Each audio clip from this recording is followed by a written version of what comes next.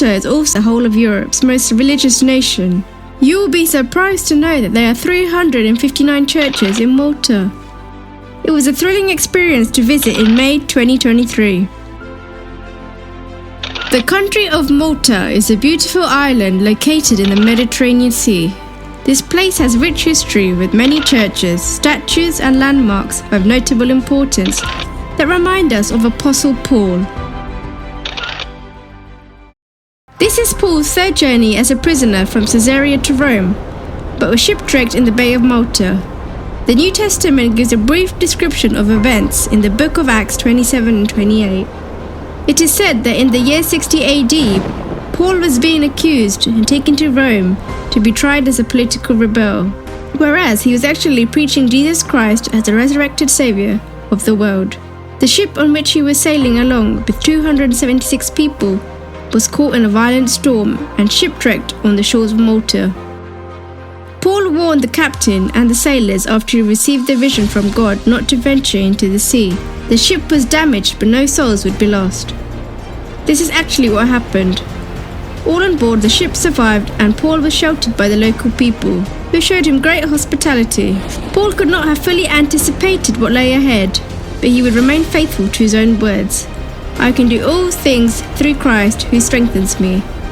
As it was predicted by Apostle Paul that they all escaped safely to land. Acts 27:44.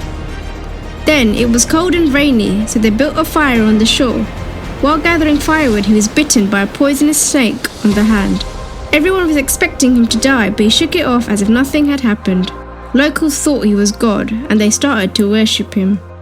Now we are going on a boat to visit St. Paul's Island, which is about 80 meters off the coast from the main island in Malta. The name of the island comes from Paul the Apostle.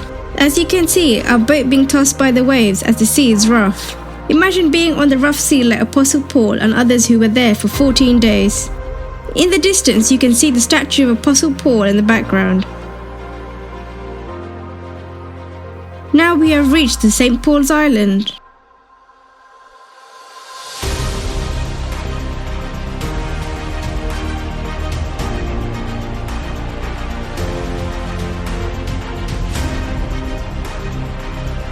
There is a huge statue of Apostle Paul which was built in 1844. The site of the shipwreck is known as St. Paul's Island. Today it is a popular tourist destination, although this place is currently barren and uninhabited.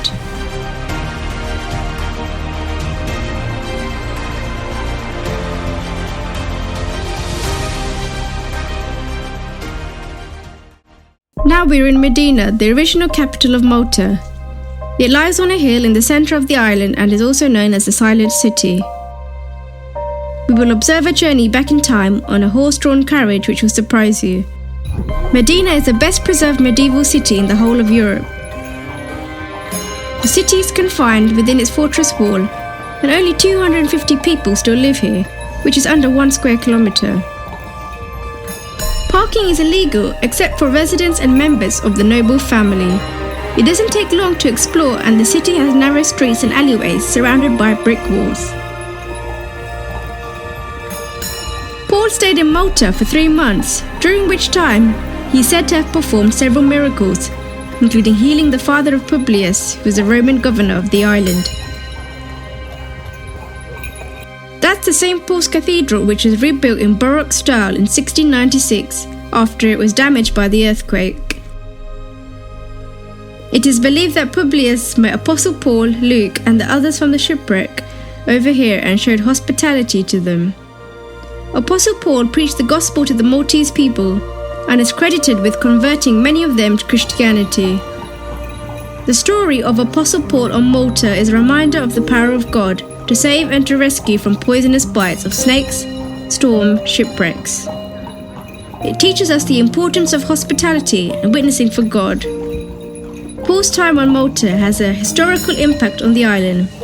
Christianity has been the dominant religion there ever since.